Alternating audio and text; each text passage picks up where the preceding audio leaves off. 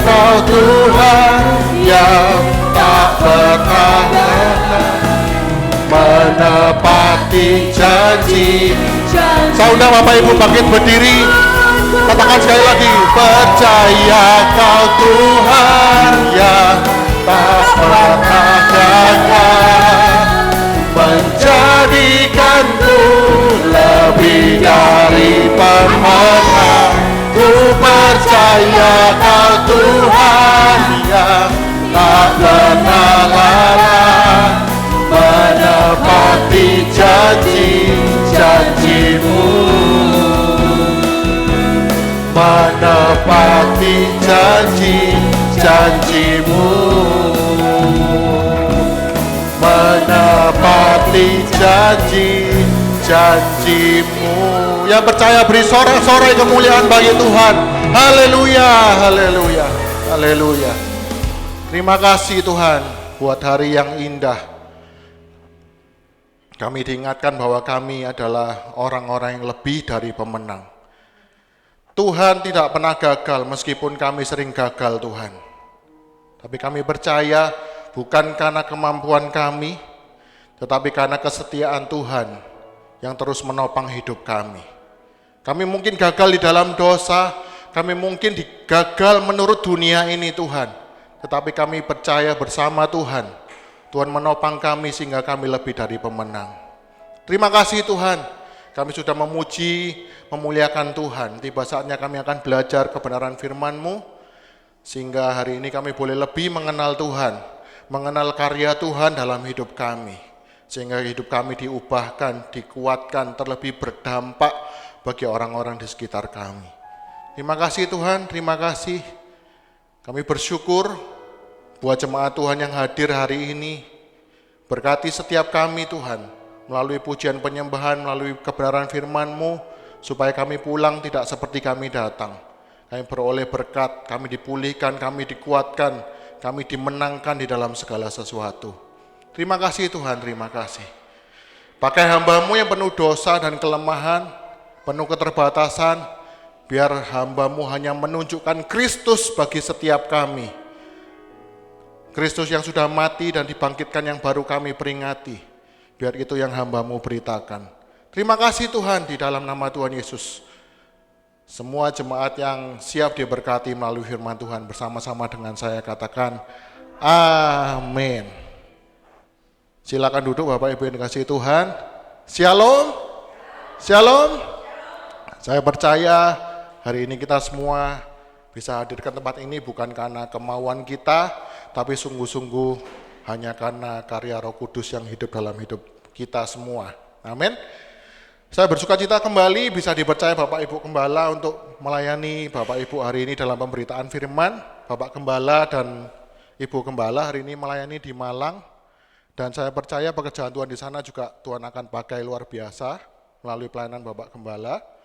Dan juga kita semua akan diberkati Tuhan. Langsung kita akan mau buka sama-sama di dalam Injil Lukas pasal 15 ayat 11 sampai 32. Bapak Ibu, kalau kita mendengar Injil Lukas ini di antara 4 Injil, kalau Bapak Ibu baca di Alkitab, 4 Injil itu menceritakan sisi kehidupan Yesus itu dengan berbeda-beda Bapak Ibu. Ada yang menampilkan, kalau di dalam Injil Yohanes itu ditampilkan Yesus itu sebagai Allah yang mulia, Allah yang luar biasa, dia sehakikat dengan Allah, dia luar biasa mulia. Yang di Matius ditampilkan Yesus sebagai hamba. Tapi di Injil Lukas ini unik Bapak Ibu.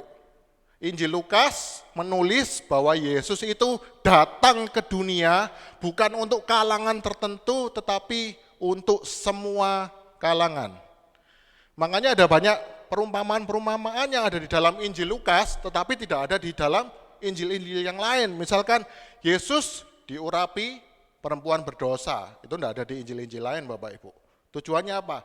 Supaya mau mengatakan kepada orang yang baca saat itu, kepada kita semua bahwa Yesus itu bukan untuk kalangan-kalangan tertentu Bapak Ibu. Makanya ditampilkan begitu Yesus itu sangat dekat dengan orang-orang yang pemungut cukai, orang berdosa, kemudian nanti ada orang Samaria, Tuhan itu begitu dekat, begitu mengasihi. Sehingga itu sebuah tamparan khusus bagi setiap orang-orang yang saat itu, seakan-akan ada satu kelompok yang klaim bahwa Allah itu hanya berkenan pada sebagian kecil dari mereka. Nah itu yang tidak ada di Injil Lukas, salah satunya yang cuma ada di Injil Lukas. Ada orang Samaria yang murah hati, itu tidak ada di Injil-Injil yang lain. Ada Yesus menyembuhkan 10 orang kusta. Orang kusta itu bagi zaman saat itu adalah orang-orang yang dianggap najis luar biasa. Bahkan mereka kalau lewat dari jauh berapa meter harus ngomong, najis, najis, najis. Supaya orang-orang bisa ada kesempatan untuk minggir. Baru mereka lewat. Dan Injil Lukas mengatakan bahwa perkara yang paling najis pun Tuhan itu pedulikan. Jadi keadaan seberdosa apapun, Injil Lukas mau ngomong bahwa Yesus itu dari yang paling mulia turun keadaan yang paling rendah, bahkan nanti di dalam keadaan yang terkutuk. Karena tidak ada satu orang pun yang bisa melewatkan dari kehadiran Tuhan. Sehingga dari semua kalangan itu memerlukan Yesus. Yesus bukan milik orang-orang tertentu, tapi milik semua orang, khususnya orang berdosa. Kemudian ada perumpamaan Farisi dan pemungut cukai. Wah saudara, kalau tahu pemungut cukai di Israel itu benar-benar dianggap sebuah sampah masyarakat. Bisa bayangkan mereka itu begitu jengkelnya sama orang pemungut cukai karena apa? Pemungut cukai ini biasanya dipercaya oleh tentara-tentara Romawi, oleh bangsa Romawi, yang menarik pajak dari bangsa Israel itu bukan orang Roma, bukan orang Roma langsung. Tapi justru bangsa Israel sendiri, orang-orang warga-warga Israel itu yang diangkat jadi pemungut cukai. Dan mereka itu orang-orang yang memeras tetangga-tetangganya sendiri. Bisa bayangkan saudara, saudara hidup sama soronya dengan tetangga ini tiba-tiba diangkat jadi pemungut cukai, tiap hari gedori rumah saudara nagih pajak. Bisa dibayangkan sakit hatinya orang-orang Israel waktu itu Bapak Ibu. Sehingga sampai ada yang pernah bilang Sakeus itu kan pemungut cukai Bapak Ibu. Kisah Sakeus juga nggak ada di selain Injil Lukas. Sampai ada yang pernah bilang, ini cuma mungkin hiperbola. Sakeus itu kan pendek. Katanya waktu desak-desaan sama Yesus, itu sampai orang-orang mungkin kepengen nginjek ya saudara. Wah mati sekalian aja, mati sekalian ini orang biasanya nagih pajak, gedor-gedor rumahku, debt collector, tak injek aja mari. Sampai kayak gitu saudara, dan menurut saya masuk akal. Saya pun kalau misalkan jadi orang-orang yang dipalaki pajak gitu, pengen tak injek pisar saudara. Itu yang tujuannya Injil Lukas. Kemudian ada yang kita akan bicarakan hari ini adalah perumpamaan anak yang hilang. Itu tujuannya Injil Lukas Bapak Ibu. Nah, kenapa Yesus menyampaikan perumpamaan anak yang hilang? Sebelum kita masuk dalam ayat yang 11 sampai 32, kita mau baca dulu Lukas 15 ayat 1.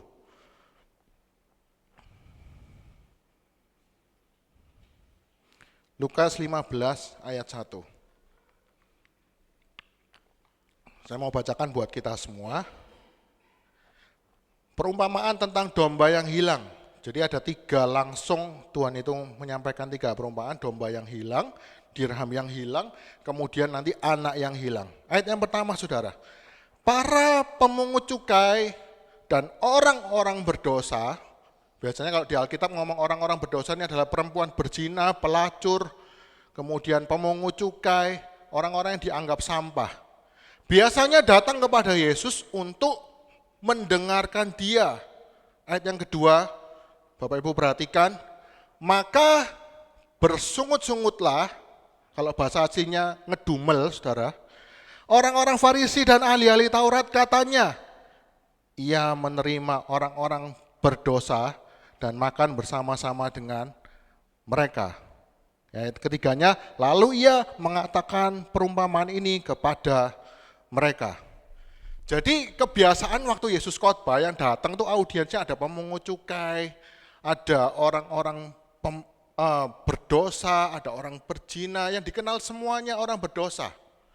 Dan mereka itu tertarik mendengar kepada Yesus. Ini satu perenungan kalau kita bagian baca ayat ini, kita harus bertanya kepada diri kita sendiri saudara. Apakah kita sebagai orang Kristen yang sungguh-sungguh, ketika ada orang berdosa, ketika ada orang yang kotor, itu tertarik dekat sama kita atau justru takut dekat sama kita Bapak Ibu? Ini saya merenungkan tadi pagi, wah iya ya. Apalagi kalau kita di sekolah itu kadang-kadang saya SMA dulu, ada teman saya itu dikenal anak alim gitu ya Bapak Ibu. Jadi orang-orang kalau mau ngomongkan sesuatu yang dosa gitu, bisa sungkan sama teman saya. Akhirnya jadi orang nggak punya teman Bapak Ibu. Aneh tuh. Padahal Yesus itu dikatakan adalah sahabat pemungut cukai dan orang-orang berdosa. Kita renungkan satu hal ini aja, kita pasti bingung. Oh iya ya, aku jadi Kristen ini jadi orang yang semakin tertutup. Orang-orang berdosa itu jadi nggak bisa deket sama aku, nggak bisa kenal Kristus dari kehidupanku. Ataukah aku jadi Kristen, kenal kasih karunia Tuhan, justru bisa dekat sama mereka, membawa mereka kenal kepada Kristus. Memang tidak gampang saudara.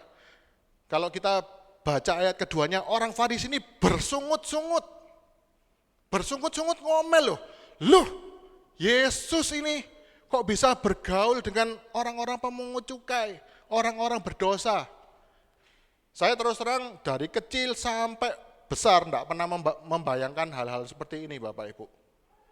Kalau kita bayangkan, saya jujur bisa memaklumi orang-orang Farisi ini Bapak Ibu. Saya ngomong sedikit ekstrim. Kalau ibu-ibu, maaf ya, kalau ada yang pernah gagal di dalam berumah tangga, suaminya mungkin selingkuh, berzina dengan perempuan lain, saudara ditinggal, kemudian suami ini katut dengan wewe gombel, terus saudara berharap ada Yesus datang. Terus Tuhan Yesus itu ngomong sama wewe gombel tadi, dia ngomong, aku mengasihi kamu. Saudara bisa bayangkan enggak? Terima enggak saudara? Saya bisa memaklumi, kalau dulu saya baca, wah orang Farisi ini sombong rohani. Tapi kalau saya pikir-pikir, iya ya. Saya kalau di tempatnya Yesus, zaman Yesus dulu, saya akan juga jadi orang Farisi yang sama kok.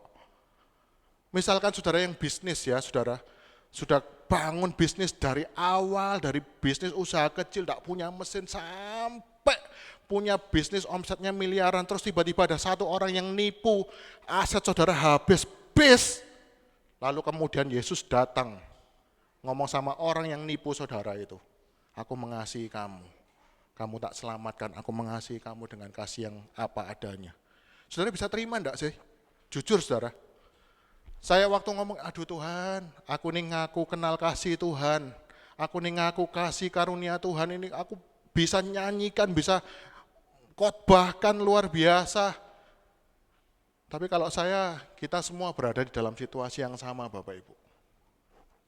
Bapak Ibu akan bersikap sama seperti orang-orang Farisi.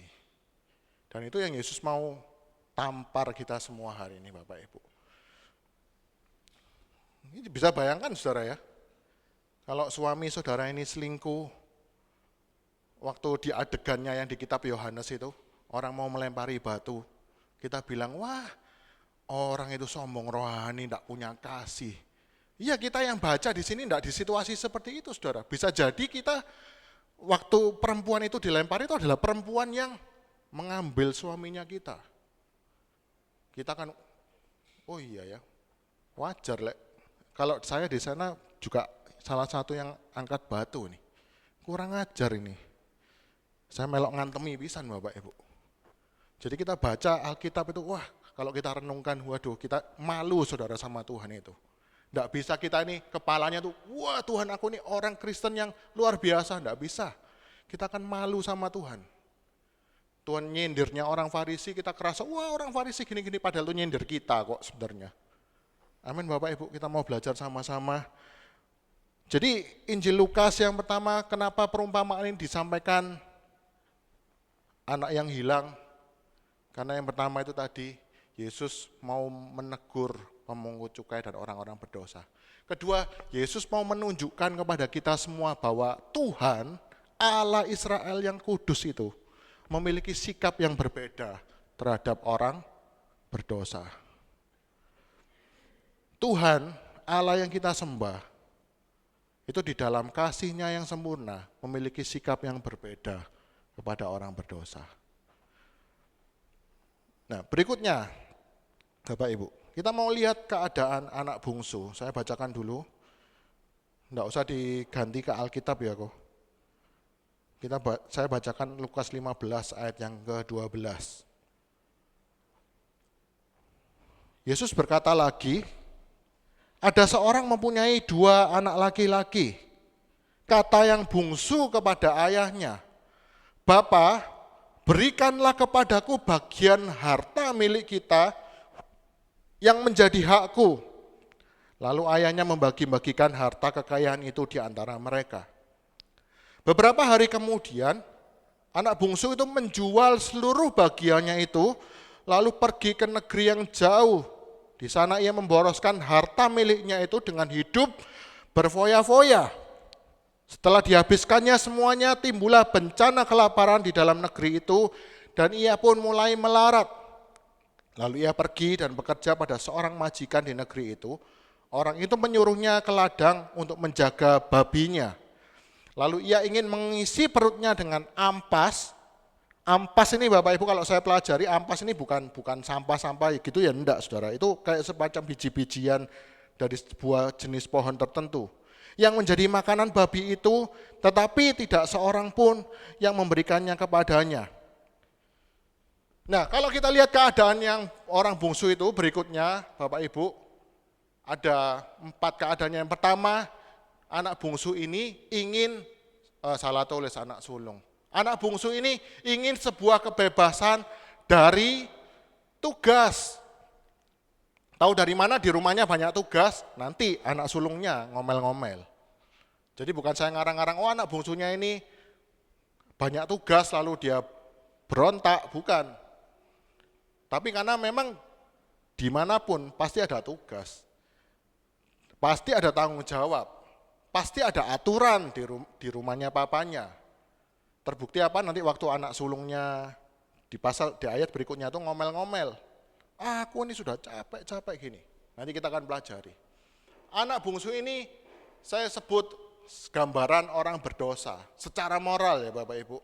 Secara moral. Dia memberontak lari dari hukum Allah.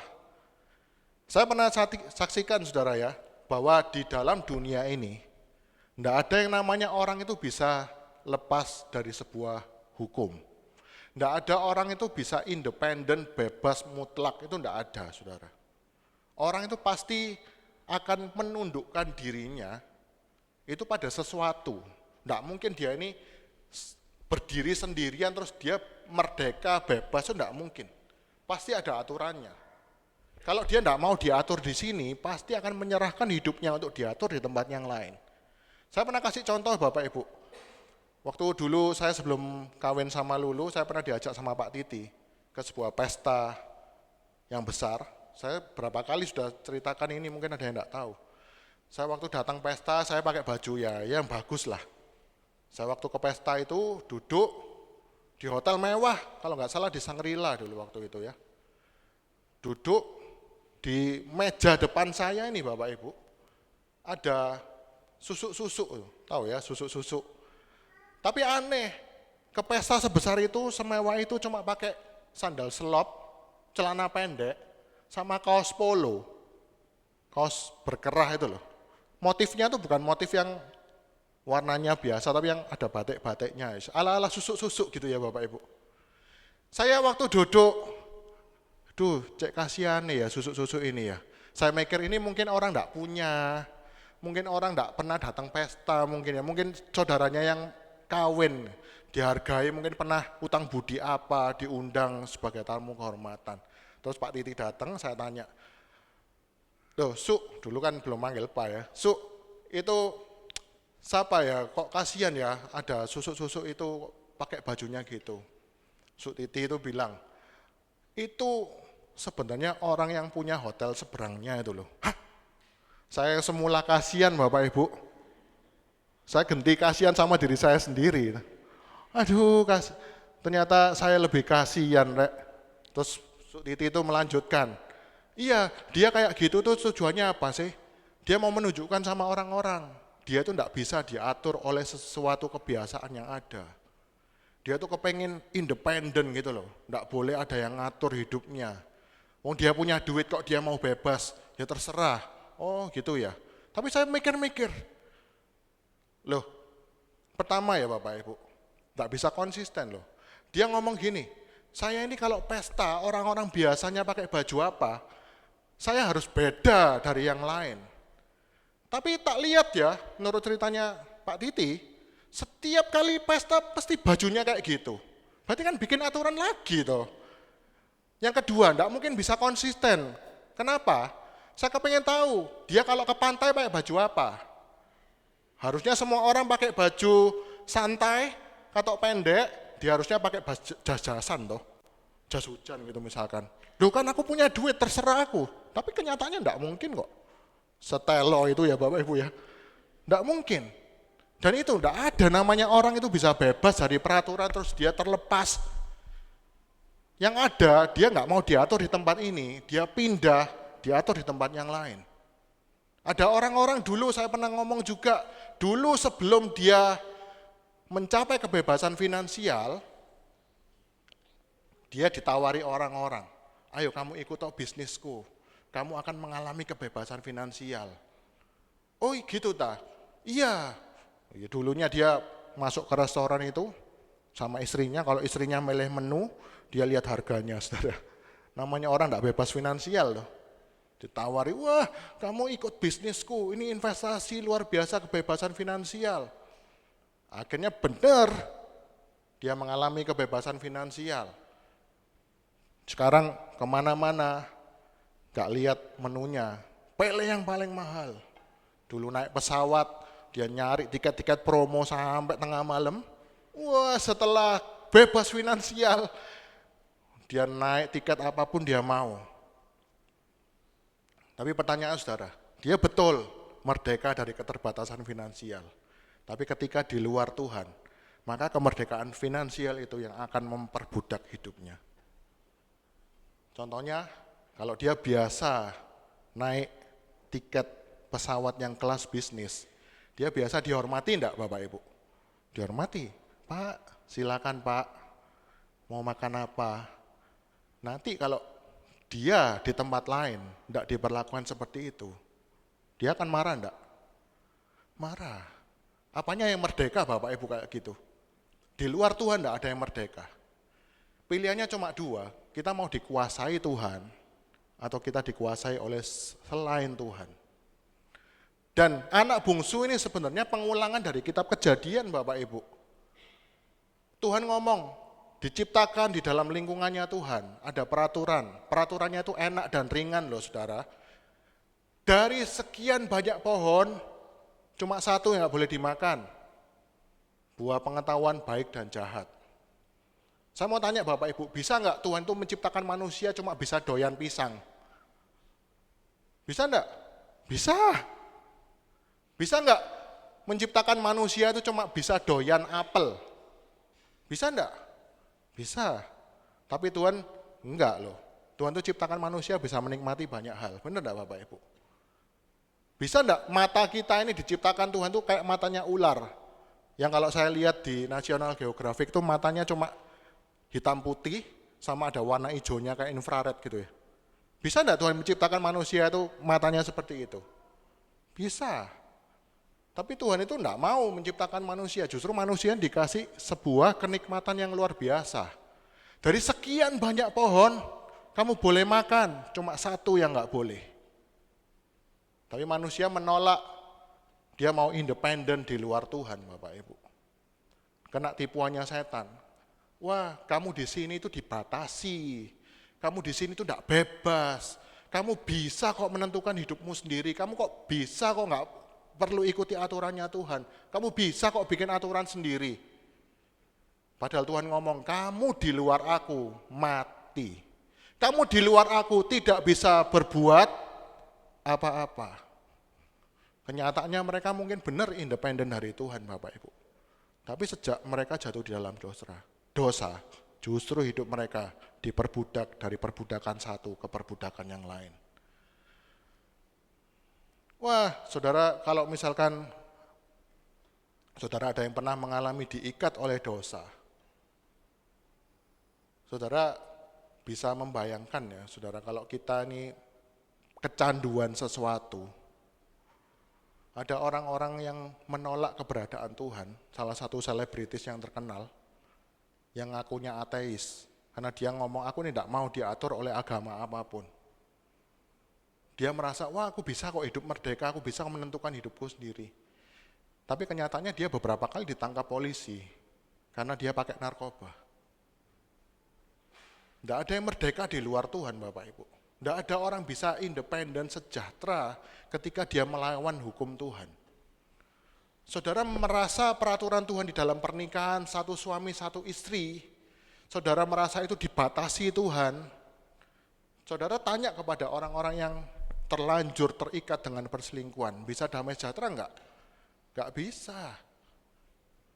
Enggak ada orang di sini itu merdeka dari Tuhan terus bisa bahagia. Melawan Tuhan, lepas dari Tuhan, bahagia enggak mungkin, saudara. Yang ada dia akan diperbudak dari satu perbudakan ke perbudakan yang lainnya. Dan itu anak bungsu, saudara. Dia merasa, wah di rumah papaku ini aku dibatasi. Saudara-saudara mungkin yang bekerja akan merasa, waduh hari Sabat itu membatasi hidupku. Hari Sabat itu mestinya aku nggak usah lah ke gereja. Aku bisa 6 hari bekerja omsetnya segini. Bayangkan kalau 7 hari. Perintahnya Tuhan itu bagi kita seperti membatasi, seperti menyiksa. Seperti kita menanggung kuk yang luar biasa, yang berat. Aduh, mestinya aku ini bisa bangun siang, mestinya aku ini bisa kerja full day. Padahal perintah Tuhan itu membatasi kita, tapi Alkitab nulis apa? Kuk yang kupasang itu enak dan ringan. Karena apa? Lihat aja orang-orang yang bekerja melupakan Tuhan. Meskipun mereka punya uang banyak, tapi mereka tidak pernah beroleh damai sejahtera yang sejati. Mereka seperti diperbudak oleh tuntutan dunia ini. Apa yang dunia tuntut, itu yang mereka kenakan di pundaknya mereka. Kuk dari dunia ini. Sehingga Tuhan ngomong, ayo kamu yang capek, kembali kepadaku. Di dalam Tuhan tetap ada kuk Bapak Ibu. Itu firman Tuhan yang nulis kok. Pasti ada aturan, pasti ada kuk. Yang mungkin kita merasa awalnya enggak enak. Tapi Tuhan ngomong, kuk yang kupasang itu enak dan ringan rasanya. Belajarlah kepada Tuhan Yesus. Anak bungsu ini ingin sebuah kebebasan dari tugas. Menikmati segala sesuatu di luar bapaknya. Padahal saya sudah katakan bahwa Tuhan itu tidak anti manusia menikmati banyak hal. Dikasih pemandangan, matanya ini bisa full color semuanya. Terus kita bisa boleh makan sembarang, saudara. Bahkan dulu awalnya cuma boleh biji-bijian dan buah-buahan. Setelah air bah boleh makan hewan. Nanti di perjanjian baru Tuhan ngomong semua makanan itu halal. Saudara mau makan bas, loh, gak dosa saudara. Simbal ini mau dikrikiti, enggak apa-apa, enggak bikin najis. Tapi kan ya buat apa saudara ya? Itu maksudnya begitu. Tapi iblis itu menipu kita semua. Bahwa kenikmatan yang Tuhan berikan ini kurang. Kamu bisa cari yang lebih di luar sana. Makanya anak bungsu ini mengalami yang sama. Di rumah bapakku ini banyak peraturan, banyak tanggung jawab. Aku tak minggat aja wes. Aku berhak kok, aku sudah gede kok, aku bisa menentukan hidupku sendiri kok. Tapi saudara lihat, keadaannya justru memburuk di luar bapaknya. Dia ngomong, aku di sini mati kelaparan. Karena aku menanggung kuk di luar kuknya papaku. Dia ingat saudara, di rumah papaku, orang-orang di sana, hamba, maksudnya mungkin menanggung kuk tanggung jawab, tapi keadaannya jauh lebih baik dibandingkan aku di sini yang mati kelaparan. Jadi ada orang-orang yang mungkin Bapak Ibu hari ini mungkin sudah capek dengan pengejaran sesuatu yang di luar Tuhan. Firman Tuhan berkata hari ini, ayo kembali. Yang mungkin saudara hari ini berusaha bagaimanapun juga punya kuk. Apapun kuk dosa, kuk kenikmatan, kuk pengen diakui orang lain sebagai orang yang hebat, berprestasi, sukses. Saudara capek kejar itu semua. Pulang kepada Tuhan. Marilah kepadaku semua yang letih lesu dan berbeban berat. aku akan memberi kelegaan kepadamu. Itu yang luar biasa dari anak bungsu ini. Yang berikutnya, saudara, apa solusinya dari Bapa untuk kepada anak bungsu? Bagi anak bungsu, solusinya cuma satu, Bapak Ibu. Penerimaan dan pengampunan yang tanpa syarat. Kalau dunia ini, Bapak Ibu, kalau kita memperhambakan diri kepada dunia ini itu bisa mengakui kita hebat, bisa menerima hidup kita sepenuhnya, ada syaratnya. Apa syaratnya? Selama kita bisa memenuhi apa yang menjadi tuntutannya mereka.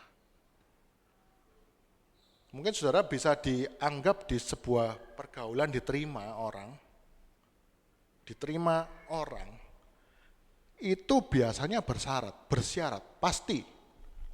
Saudara cocok dengan sebuah komunitas motor gede misalkan, ya saudara akan bisa diterima di komunitas itu selama saudara cocok sama mereka. Saudara bisa memenuhi kebiasaannya mereka. Kalau komunitas motor gede misalkan ya, saudara naik Mio gitu, ya disaduk saudara.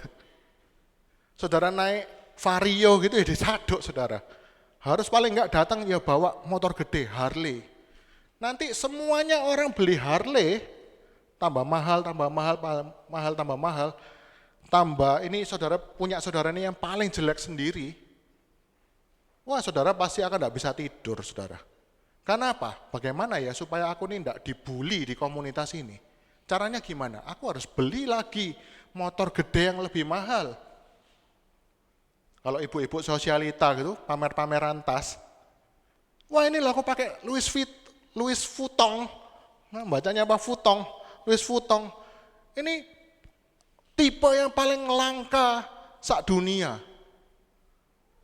Diproduksi cuma 5. Besoknya, bulan depannya ada gathering lagi. Bawa-bawa tas lagi. Yang satunya bawa ini diproduksi sedunia cuma 3. Wih, yang 5 di stres gak saudara? Bagaimana kita bisa diterima di sebuah komunitas? Padahal komunitas itu hanya bisa menerima kita ketika kita bisa memenuhi tuntutannya mereka. Saudara mau di dalam pernikahan pun saudara, gak peduli saudara orang yang rohani. Selama kita menikah, pengejaran kita ini bukan kesucian di dalam pernikahan, bukan supaya kita sungguh-sungguh melayani Tuhan di pernikahan, tapi bagaimana supaya aku ini bisa dianggap istriku ini sebagai kepala keluarga yang luar biasa. Aku bisa dianggap istri yang luar biasa sama suamiku. Yang dikejar itu saudara, bukan untuk memuliakan Tuhan. Maka saudara di dalam pernikahan, itu pasti akan suatu saat mengalami sesuatu seperti anak bungsu ini. Aku sudah lakukan banyak hal supaya istriku ini menganggap aku ini sebagai suami yang hebat. Aku ini sudah banyak melakukan banyak hal supaya suamiku ini menghargai aku. Tidak akan bisa puas saudara. Karena suami, istri, orang tua, menantu, manusia pada umumnya hanya bisa menerima kita ketika kita bisa sesuai dengan apa yang mereka mau. Tapi anak bungsu ini saudara, Tuhan mau tunjukkan bahwa solusinya adalah penerimaan dan pengampunan yang tanpa syarat. Saudara bisa bayangkan ya, jadi papanya, belum mati minta warisan, tapi bapaknya cuma ngomong apa? Waktu lari, anak bungsunya ini lari, bapaknya yang datang lari, dia peluk anaknya, dia kasih jubah, dia kasih cincin, luar biasa. Sehingga kalau kita ini benar-benar orang-orang anak-anaknya Allah, sehingga kita bisa tahu bahwa kalau dulu saya mengejar, diperbudak oleh dunia ini, yang akan segera membuang saya kalau saya tidak bisa memenuhi tuntutan ini. Ternyata saya punya Bapa di surga yang menerima hidup kita apa adanya. Yang menerima kita bukan karena kita ini baik, bukan karena kita memenuhi kualifikasinya Bapa kita, tapi karena Bapa kita ini adalah memang hatinya penuh belas kasihan. Saya jadi teringat Roma pasal 8 ayat 3. Bahwa Kristus mati untuk kita. Kapan saudara? Ketika kita masih berdosa. Artinya penerimaannya Tuhan, penerimaannya Bapa kita di surga, itu dilakukan justru ketika kita masih berdosa. Artinya kasihnya Tuhan itu selalu adalah komitmen. Komitmen itu kalau namanya komitmen, berarti keadaan apapun tidak mungkin bisa mempengaruhi komitmen itu. Kalau saudara, kalau Bapa sudah komitmen mengasihi kita, maka keadaan seburuk apapun, kita tetap diterima oleh Tuhan. Nah saudara yang dengar kata-kata ini akan bilang, wah kalau gitu jadi orang Kristen seenaknya. Salah saudara. Benar-benar kalau jadi anak bungsu ini dia tahu enggak enaknya hidup di dalam dosa. Ketika dia merasakan kasih Bapaknya kembali. Enggak mungkin dia ingin kembali ke keadaannya yang semula. Karena dia tahu penerimaan Bapaknya ini, kasih Bapaknya ini kasih yang sejati. Berbeda dengan kasih teman-temanku yang mungkin dia waktu pesta pora dan lain sebagainya. Begitu dia tidak punya duit, ditinggal sama temannya. Tapi ketika dia pulang, dia kembali ke pelukan Bapaknya. Tidak mungkin dia mau kembali ke keadaannya yang lama. Bukan berarti saya bilang manusia itu tidak mungkin bisa jatuh dalam dosa, saudara. Justru kenapa kita tiap minggu kumpul seperti ini? Bukan berarti kita tidak punya keinginan untuk melawan Tuhan, pasti ada.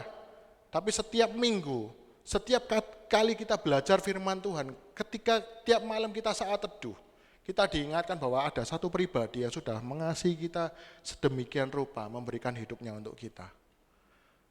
Sehingga ini loh, kita punya pribadi yang memberikan segala-galanya untuk kita. Masakan kita ini mau memberikan hidup kita untuk kepada pribadi lain yang mengasihi kita itu dengan banyak syaratnya. Makanya kita perlu diingatkan Injil setiap hari. Martin Luther mengatakan kita perlu dari mimbar gereja setiap hari itu diingatkan Injil. Kenapa? Karena setiap hari kita melupakan Injil, saudara. Itu berita terus disampaikan, Allah mengasihi kita, dunia ini enggak bisa mengasihi kita dengan kasih yang tanpa syarat. Allah itu mengasihi kita, tiap bulan kita memperingati pengorbanan Kristus. Sehingga kita tahu mana yang harus kita memperhambakan diri kepada Allah atau kepada dunia. Mungkin kita jatuh, tapi Bapa di surga tetap akan menunggu kita. Ayo pulang. Aku mengasihi kamu tidak seperti dunia ini mengasihi. Sehingga kalau kita sadar ini terus, saudara, dosa itu tidak lagi menjadi sesuatu hal yang enak buat kita.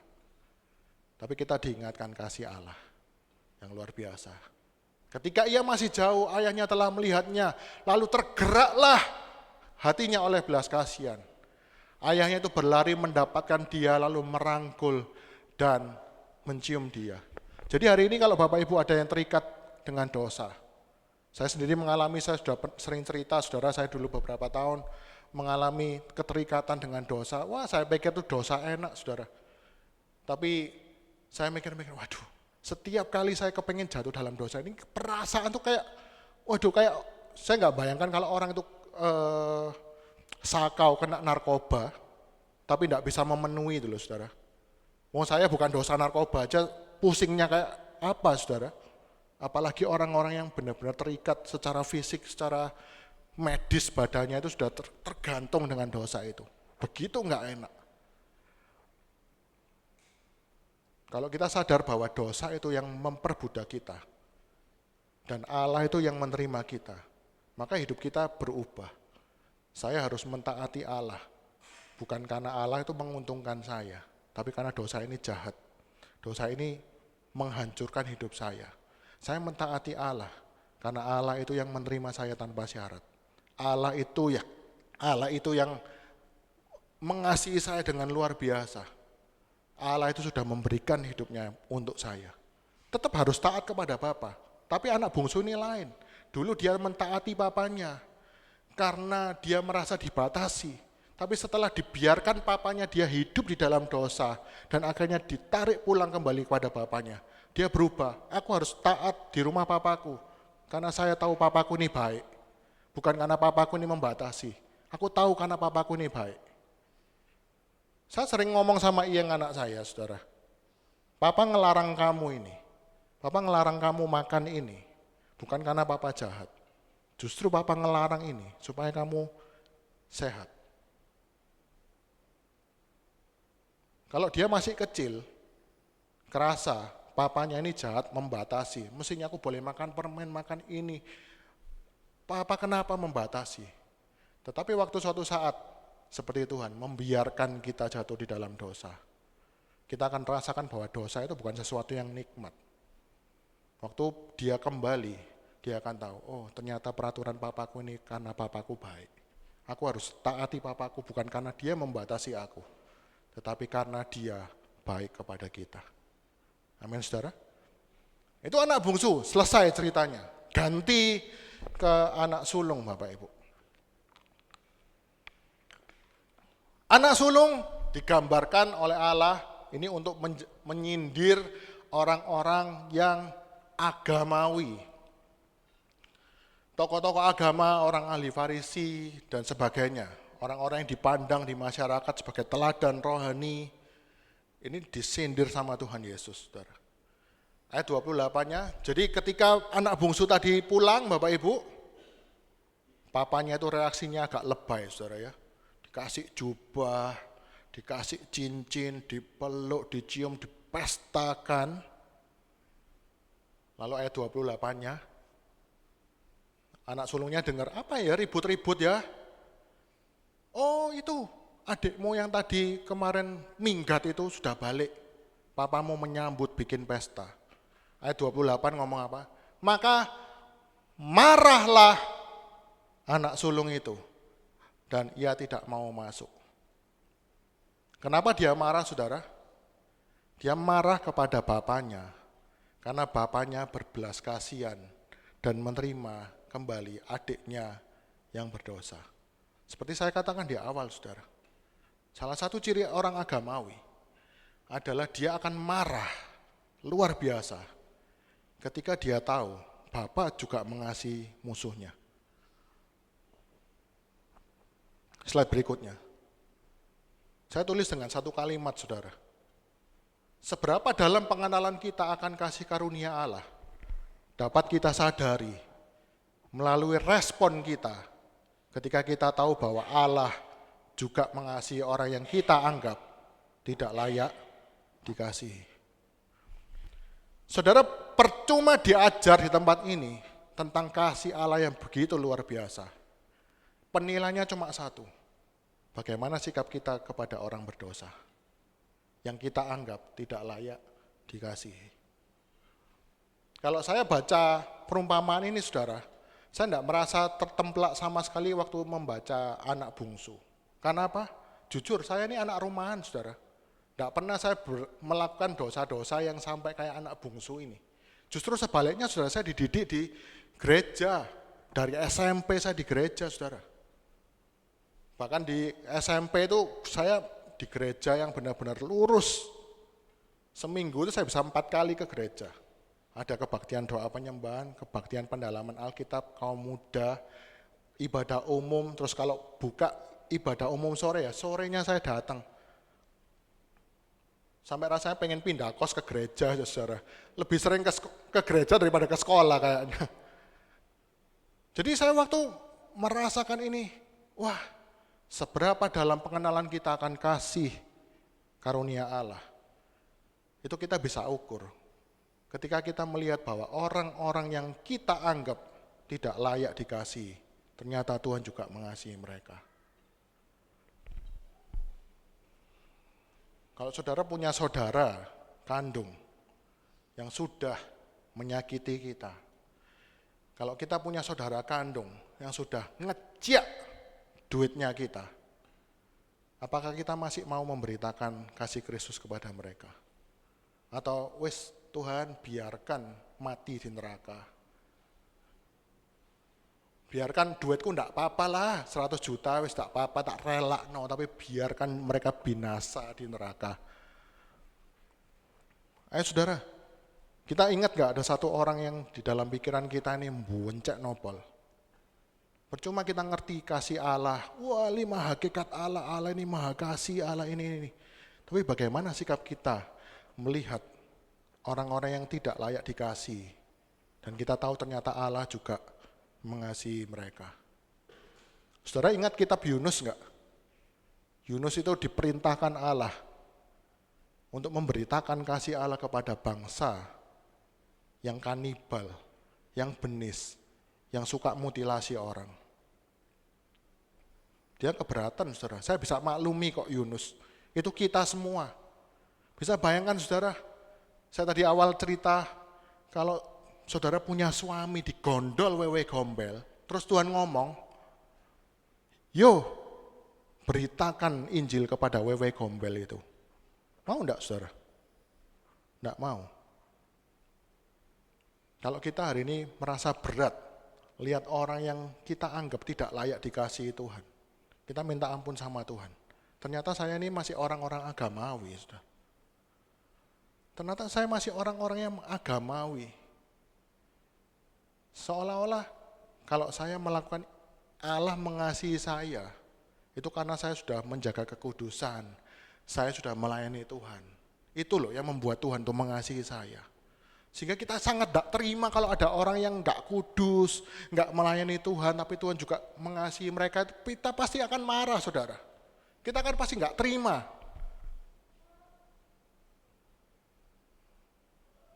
Karena apa? Kita berpikir Tuhan mengasihi saya karena saya kudus, karena saya mati-matian melayani Tuhan, karena saya tiap minggu ke gereja.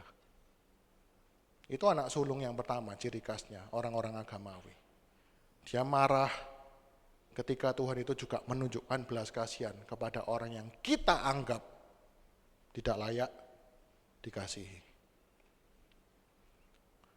Saya cukup sedih, ada banyak hamba-hamba Tuhan yang bercerita begini, puji Tuhan ya, saya melayani ini banyak orang tidak suka.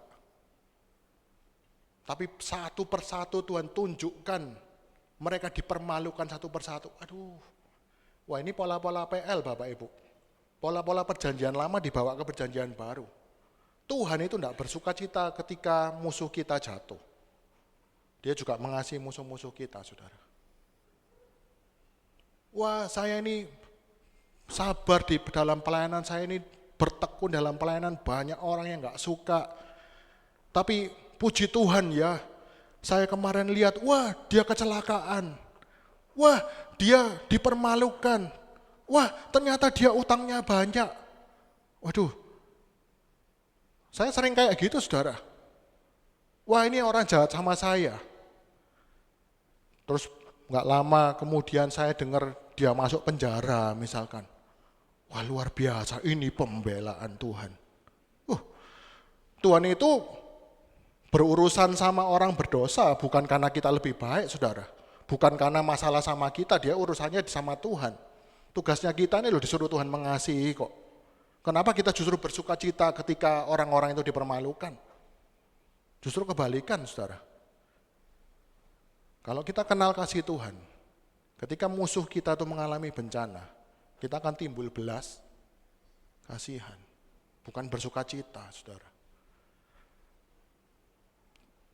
Itu yang pertama. Yang kedua Bapak Ibu.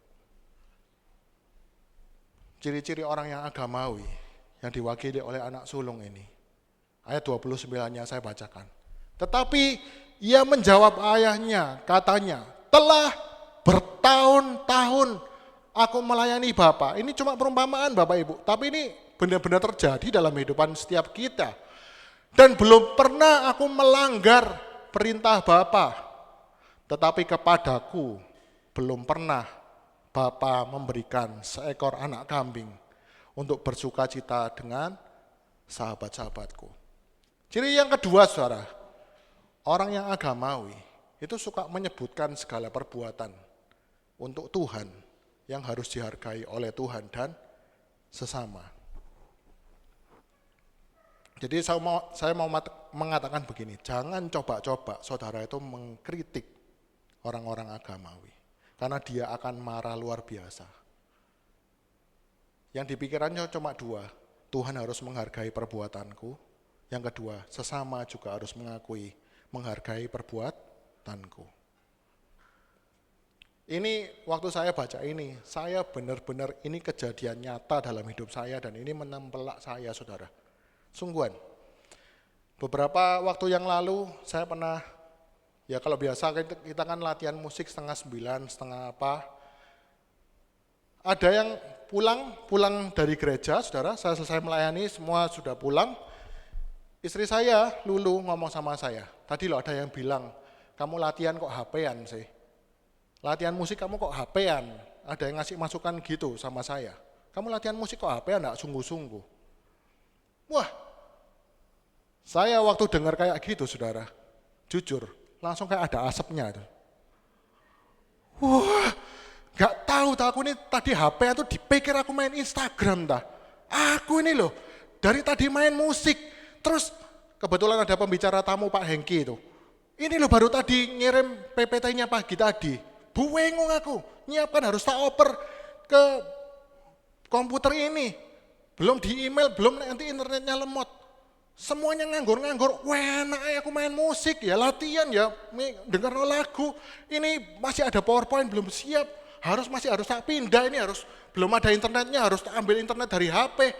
Waduh, gila tak nganggur gitu ngomel aja. Saudara, saya waktu jujurnya pengen nangis, saudara. Gila saya ini, saudara. Hamba Tuhan macam apa saya ini, sampai pikir, waduh Tuhan ampuni. Saya pengen nangis, saudara, ngomong ini. Kenapa? Waduh selama ini saya melayani buat apa? Supaya orang memuji, supaya Tuhan menghargai. Saya nangis, saudara.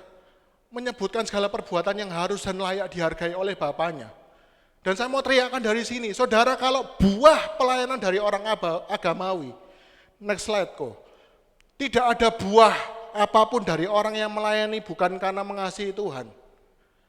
Tidak ada buahnya sama sekali, kecuali dua, kecewa kepada Tuhan, kecewa kepada sesama. Kecewa kepada Tuhan apa? Suatu saat waktu kita melayani Tuhan, benar bukan materi, bukan kita mengejar uang, saudara.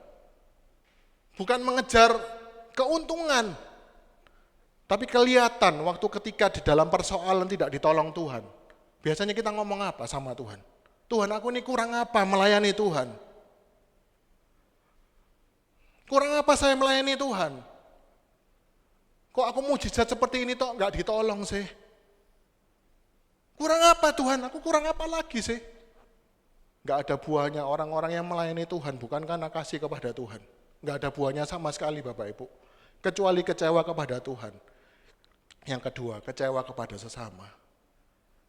Di gereja ini kebetulan tidak terlalu banyak macam-macam ya, saudara, tidak terlalu banyak acara lah. Kalau saudara lihat di gereja-gereja yang besar, orang-orang kalau biasanya mau Natal, mau Paskah,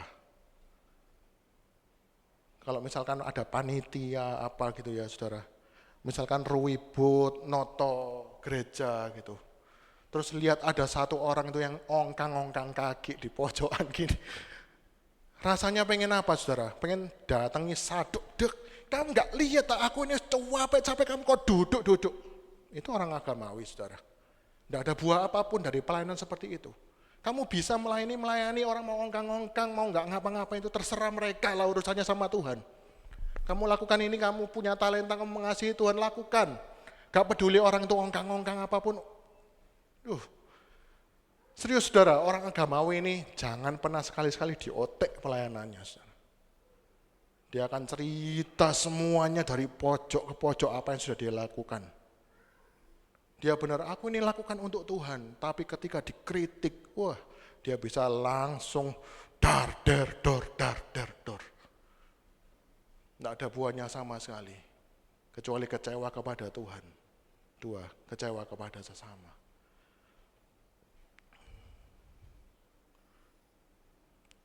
Solusi bagi orang-orang yang agamawi, saudara.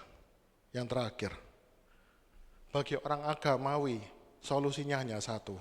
Allah itu menunjukkan kepada kita bahwa Dia sudah mengasihi kita sebelum dunia dijadikan. Kata ayahnya kepadanya, anakku, engkau selalu bersama-sama dengan aku, dan segala kepunyaanku adalah kepunyaanmu. Artinya kepada orang-orang agamawi, saudara, Tuhan itu mau menyampaikan satu hal. Perbuatan baikmu, pelayananmu, persembahanmu, kolektemu, itu enggak ada pengaruhnya sama sekali terhadap kasihku kepadamu. Karena kalau aku mengasihi kamu, itu bukan karena kamu baik, tetapi aku memang komitmen. Waktu saudara dengar ini, saudara bukannya balik lagi ke polanya anak sulung. Wah, aku tak melayanilah hari ini supaya Tuhan lebih sayang sama aku. Tuhan cuma ngomong, aku loh sudah sayang sama kamu sejak dulu. Meskipun kamu berdosa, aku sudah mengasihi. Aku kalau mau memberkati kamu itu bukan karena kamu rajin ke gereja. Karena aku ini memang kasih. Karena aku memang mengkomitmenkan diriku untuk mengasihi kamu. Tuhan ngomong gitu, saudara. Sehingga waktu kita melayani Tuhan, bukan seperti mengenakan kuk yang berat. Tapi karena kita tahu bahwa Allah itu dari dulu sudah mengasihi kita. Amin, saudara. Itu solusinya. Kalau yang anak bungsu tadi, kamu keberdosaanmu dunia ini loh sudah membuang kamu sedemikian rupa. Tapi aku ini menerima kamu dengan kasih yang tulus, yang tidak melihat keadaanmu. Begitu juga ketika anak sulung ini bersikap sama kepada bapaknya. Bapaknya juga ngomong, aku ini loh mengasihi kamu sejak dulu. Bukan karena kamu ini rajin melayani, bukan karena kamu ini bertahun-tahun melayani aku. Aku mengasihi kamu memang karena kamu ini anakku. Ini luar biasa, saudara. Enggak ada Tuhan di dunia seperti ini. Enggak ada Bapa di dunia seperti ini. Kalau hari ini saudara enggak pernah merasakan kasihnya Papa, ada Bapa di surga yang mengasihi kita sedemikian rupa, bukan karena kita ini membanggakan dia, bukan karena kita ini bertahun-tahun melayani dia, tapi karena Bapa itu yang memutuskan untuk mengasihi kita selama-lamanya. Dan ini dibuktikan apa yang kita peringati barusan, bahwa Kristus disalib bukan karena kita yang pantas, tapi karena dia yang berkomitmen untuk mati menyelamatkan kita yang berdosa. Saya undang pemain musik maju ke depan. Saya mau tutup dengan satu cerita Bapak Ibu ya, yang cukup mengubahkan hidup saya. Saya enggak tahu ini cerita beneran atau dongeng, tapi saya bisa mengerti maksudnya.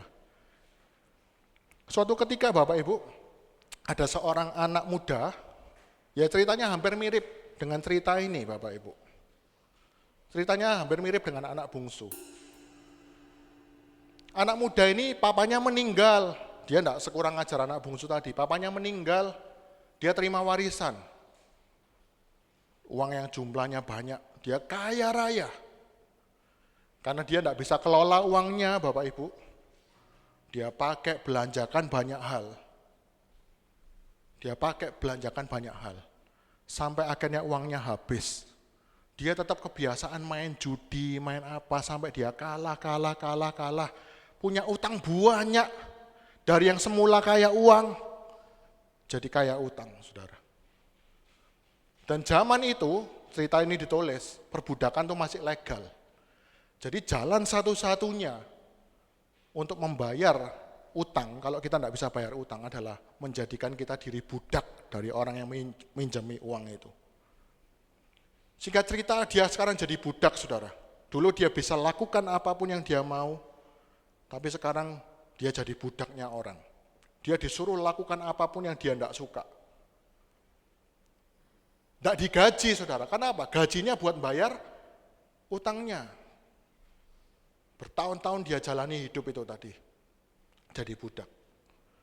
Dan suatu saat pemiliknya ini Bapak Ibu, pemiliknya ngomong gini, ayo ikut aku ke pasar budak. Kenapa? Kamu mau tak jual, soalnya aku butuh uang. Kakinya gemeter saudara, si budak ini. Aduh mateng nasibku ini gimana ya. Karena apa? Di kota itu Bapak Ibu ada satu juragan yang super jahat. Dia sempat dengar kalau ada budak sampai jatuh ke tangannya orang itu. Keluar dari rumahnya masih punya nyawa itu ada sudah untung-untungan. Disiksa bahkan sampai dibunuh. Dia gemeter kakinya, waduh aku dijual. Nanti kalau benar-benar dibeli sama orang itu, waduh tidak tahu nasibku gimana. Akhirnya dia ikut ke pasar budak, saudara. Dilelang di sana. Ayo ada budak ini, masih seger, bugar. Siapa mau dibuka harga 100? Tuan yang jahat itu tadi datang, saudara. Dia teriak, 150. Waduh tambah gemeter kakinya, saudara. Waduh piye nih kalau sampai aku dibeli sama orang ini. Tapi ternyata ada satu tuan lagi tidak dikenal, saudara. Dia ngomong, 200. Waduh, sopo meneh iki. Ini yang satu nih jahat, tidak tahu Tuhan seperti apa ini. Akhirnya yang tuan jahat tadi, 250. Tuannya nggak dikenal tadi, 300. Saut-sautan cuma 2 orang itu, saudara. Sampai terakhir, 1000. Tuannya yang nggak dikenal tuh ngomong 1000. Akhirnya yang tuan yang jahat tadi, tidak bisa ngalahkan. Tutup, dak. Sudah kamu sekarang jadi hamba Tuhan yang baru ini. Waduh, nggak tahu nih Tuhan seperti apa ini ya. Akhirnya pasarnya tutup, surat utang ditulis, surat pemilikan budak ditulis Bapak Ibu. Dikasihkan, sah kamu menjadi miliknya Tuhan yang baru ini. Akhirnya diborgol, jalan saudara. Tengah jalan, setelah keluar dari pasar, Tuan yang baru ini, dia ngomong, lepaskan borgolnya yang budak tadi itu, dilepaskan. Dia ngomong gini, sudah kamu sekarang boleh pergi dengan bebas. Ini surat pemilikan budak tak sobek, srek dibuang. Sudah kamu boleh pergi dengan bebas. Aku membeli kamu, cuma untuk membebaskan kamu. Saudara tahu anak muda tadi itu, yang budak tadi itu, bahasa Surabaya ketenggengen, saudara. Orang ini habis duit banyak, beli aku cuma tinggal dilepaskan tok. Sudah kamu pergi dengan bebas, kamu sekarang jadi orang yang merdeka. Oke, goodbye. Singkat cerita saudara, tuan yang baru tadi, dia berjalan. Dari jauh dengar kerincing. Ternyata anak yang muda tadi yang dilepaskan. Loh, ngapain kamu ngikuti aku? Anak mudanya ngomong gini Bapak Ibu. Tuan, izinkan aku jadi hambamu. Loh kenapa? Bukannya enakan bebas sih. Izinkan aku jadi hambamu. Bukannya enakan bebas. Enggak Tuan, aku enggak mau hidup sendirian. Kenapa? Karena satu, kalau aku bebas sendirian lagi, suatu saat aku akan jatuh ke tangan budak yang lain, juragan yang lain. Kalau aku hari ini mungkin dilepaskan bebas dari Tuhan, suatu saat aku akan jatuh ke tangan juragan yang lain. Bisa-bisa juga jatuh ke tangan juragan yang jahat tadi. Yang kedua, saya mau jadi hambanya Tuhan. Karena saya tahu Tuhan itu Tuhan yang sangat baik. Saudara nangkep maksudnya saudara? Hari ini kita tidak mungkin tidak tunduk kepada satu Tuhan. Tapi kita mau tunduk kepada Tuhan yang baik yang sudah memberikan hidupnya. Kalau dia Tuhan yang baik, pasti peraturan-peraturannya, hukum-hukumnya adalah Tuhan yang baik, hukum yang baik buat kita. Itulah Injil saudara. Kita dulunya jadi orang yang berdosa, tidak taat. Bukan diubah lewat perilaku-perilaku kita saudara. Bukan ditambahi peraturan. Tapi kita ini ditebus, diberikan hidup oleh Allah. Kalau dulu kita mentaati Allah karena kewajiban kita yang memang harusnya orang Kristen kayak gini lah. Tapi setelah kita ditebus oleh Kristus, setelah kita kenal Kristus dengan sungguh-sungguh, kita tahu saya mentaati Kristus Karena saya tahu hukum-hukumnya ini adalah hukum-hukum yang baik. Makanya Tuhan bisa bilang, pikulah kuk yang kupasang. Karena kuk yang kupasang itu enak dan ringan. Saudara melawan Tuhan, Tuhan tidak rugi saudara, kita yang rugi. Kita yang hidupnya hancur. Tapi justru kita bisa kembali kepada Tuhan. Tuhan itu menerima kita. Sehingga kita tahu, wah ini benar-benar bos yang sip, yang baik. Karena sudah memberikan nyawanya bagi kita. Aku ada hari ini karena Tuhan baik dan teramat baik bagiku. Semua yang ku alami bersamamu ku lewati, indahnya kasih Tuhan seperti pelangi. Sehabis hujan, saya undang kita semua bangkit berdiri. Aku ada hari ini karena Tuhan baik dan teramat baik bagiku. Semuanya ku alami bersamamu ku lewati, indahnya kasih Tuhan seperti pelangi. Sehabis hujan. Dari mimbar ini saya hanya bisa memberitakan bahwa Allah itu sudah baik kepada kita, saudara. Allah itu mengasihi kita dengan sebuah komitmen. Kalau dunia ini mengasihi kita banyak syaratnya, tapi Allah mengasihi kita ini, saya mau beritakan kepada kita semua bahwa kasihnya itu tanpa syarat. Mau seburuk apapun keadaan kita, segagal apapun juga, Dia Allah yang tetap mengasihi kita. Dan saya percaya Roh Kudus akan menggetarkan hati setiap kita ketika kita mendengar Allah itu sudah sejak dulu mengasihi kita. Sejak dulu kita ada di dalam pikirannya Allah. Sejak dulu kita ada di dalam rencana dan kasihnya Allah. Sehingga waktu kita lakukan segala sesuatu di dunia ini, kita hidup menjaga kekudusan, kita melakukan perintah-perintahnya, kita melakukan segala sesuatu apa yang menjadi tugas kita, bukan karena terpaksa, tapi karena kita tahu bahwa Dia adalah pribadi yang sungguh-sungguh mengasihi kita. Kalau kita hari ini ada yang gagal, sudah jatuh di dalam dosa yang paling dalam, saya mau katakan kepada kita semua dengan kasih Kristus, tidak ada hal yang terlalu gagal, tidak ada hal yang terlalu kotor, tidak ada hal yang terlalu najis yang tidak bisa dijangkau oleh Bapa kita, saudara. Terima kasih Tuhan, biar berita ini sungguh-sungguh menyegarkan hati kita semua. Terima kasih Tuhan, terima kasih. Terima kasih Tuhan.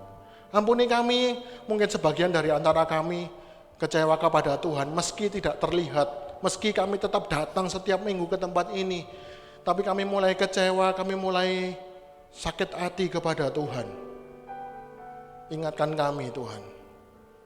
Saya juga mau mengingatkan kepada kita semua, bahwa kasih Tuhan itu tidak bersyarat. Apa yang kita lakukan, capek-capek sekalipun, tidak membuat Tuhan lebih mengasihi kita. Karena kasih-Nya itu adalah kasih yang kekal.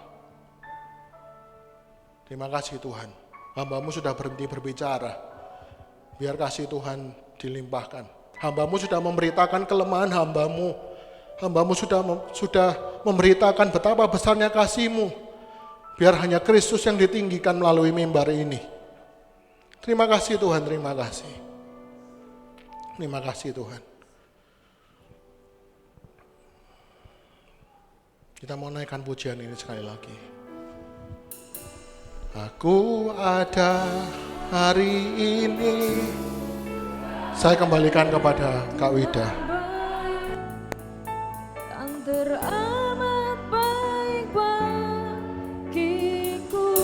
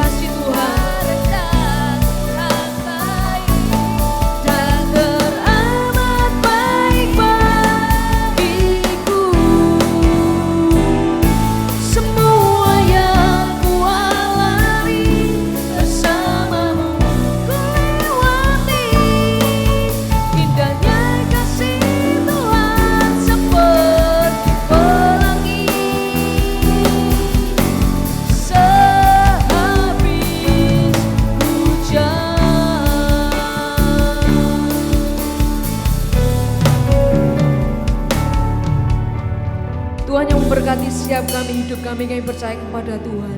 Terima kasih buat hari-hari yang baik yang Tuhan berikan bagi kami.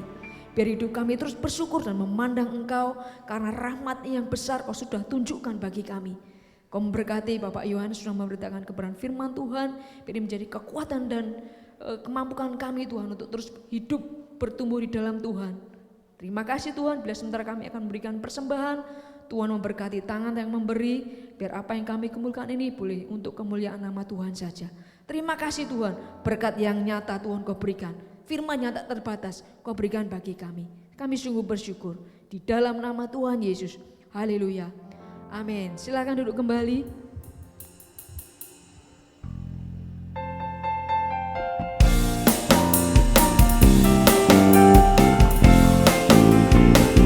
Selalu memandang Tuhan, ku selalu